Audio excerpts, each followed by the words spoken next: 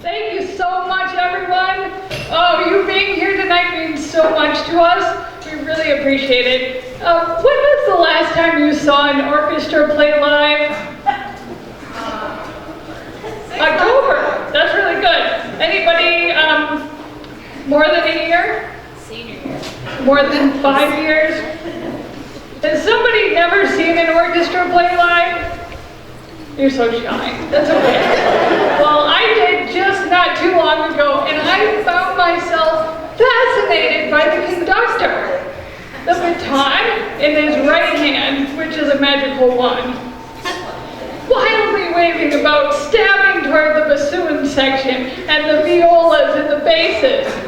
And at the same time, his left hand swooping around to the violins, and the flutes and the percussionist. Now, I took orchestra classes from 5th grade to 10th grade, and I never understood what those motions meant. But I've since learned, you guys, that the mysterious gestures and patterns, they convey key points in the music and keep everyone in time and together. This, of course, is aided by hypnosis from the movements, and also invisible spells shooting forth from the baton. So, baton is actually a French word that means staff. And interestingly enough, conductors used to use a big staff. They would bang it into the stage or the podium, wherever they were in the park. They would bang that thing on the ground to keep time. And tragically, in the year 1687, a French conductor named Jean-Louis Pierre du Grès-Poupon, he struck himself in the toe during a very important concert. Kept going, but he created an abscess in his toe. That turned into gangrene. The infection spread, as infections do, and he refused to have his toe amputated, and it caused his untimely death 3 months later. I digress. So I'm looking at this conductor, and I think, son of a bitch, a big part of being a maestro has got to be putting in a large amount of hours at the gym. I mean, you never see their faces. They always have the backs to you, right? So I just know I would need my ass to be amazing if that's what people were going to be staring at all night long. I would be doing these intense squats and lunges to tone my legs and my butt muscles. I'd be doing these, this is a really heavy mic. Be lifting weights and doing pull-ups to tone my arms and my back muscles to handle night after night after night of vigorous waving. So, I digress again. So there I was looking at this conductor and thinking all kinds of crazy things about his backside, which he was old enough to be my grandpa. You know, he kind of looked like Dumbledore. Oh yeah.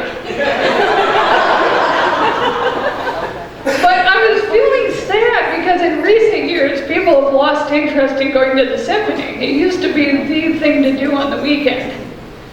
Well, it hit me like a mallet to a kettle drum.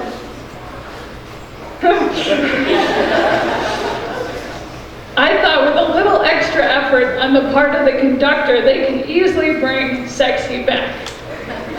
Yeah, I thought of a brilliant idea for a new concert series that's going to bring in more people, and I thought I wanted to run it by you all first before I send in my proposal to Madison's own John DeMay, because he's going to dig it.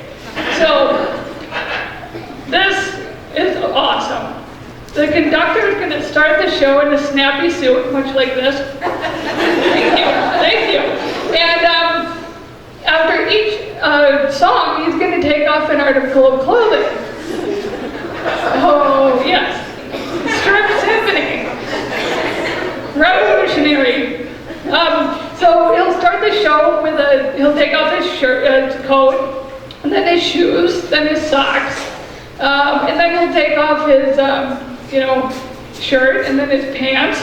In the last few songs, he'll be just in a G-string behind the podium, of course, so as to not be distracting to the musicians.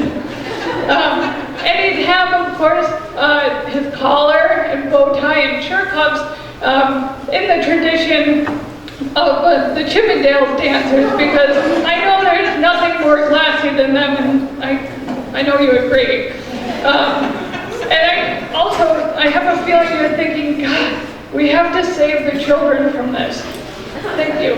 So, he'd be, somebody would cover him up, or pass him a violin to cover up with at the end, when he turned it for the bow.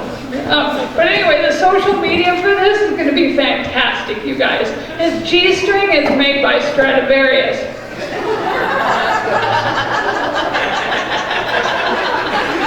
The brass section takes horny very literally.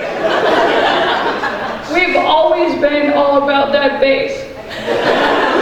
You can't say saxophone without saying saxy. And my favorite, is that a tromboner in your pocket? Or are you just so happy to be here? Just mark my words, the next generation of kids is going to be cruising down East Washington, blaring classical music.